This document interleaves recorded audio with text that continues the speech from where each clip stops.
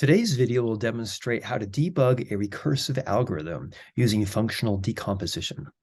Hello, I'm James Helfrich. Recursive functions can be difficult to debug because a function calls itself many times. It is very difficult to tell the state of the function and what's going on next. Fortunately, we have the method called functional decomposition.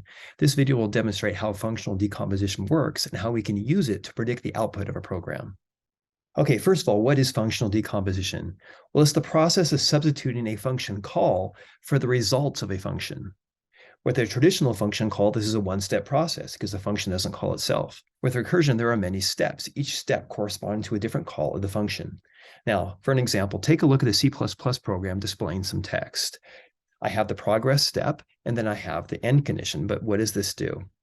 Well, I'm going to call this function with display and then hello as the parameter, which is a C string, which is an array of characters with a null character.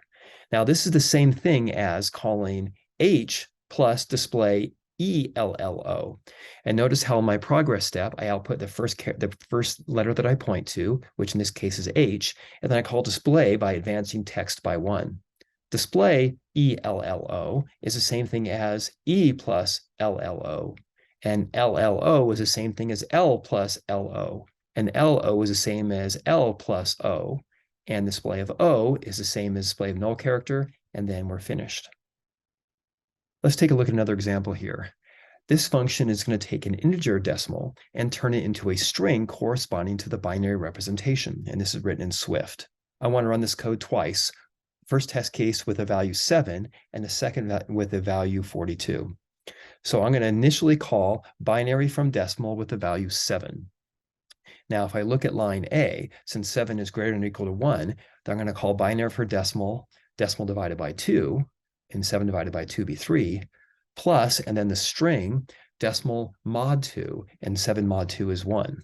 So therefore, binary from decimal 7 is going to be the same as binary from decimal 3 plus the value 1, because 3 is 7 divided by 2, and 1 is 7 mod 2. Now, binary from decimal 3 is the same thing as binary from decimal 1 plus 1, and I just carry down the 1.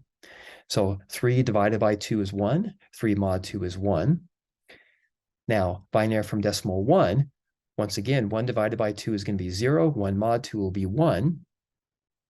And now I'm going to call binary from decimal 0. Now, since 0 is not greater than or equal to 1, I'm going to go into the else condition, which will just output 0.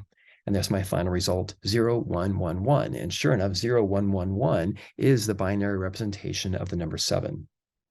Let's take a look at another example, 42, because that's the answer to life, the universe, and everything. Now, 42 is going to be binary from decimal 21 plus 0, because 42 mod 2 is 0, because 42 is even. Now, 21 is going to be binary from decimal 10, because 21 divided by 2 is 10. I'm doing integer division. And 21 mod 2 is 1, because 21 is odd. So 10 becomes 5 and 0, which becomes 2 and 1, which becomes 1 and 0.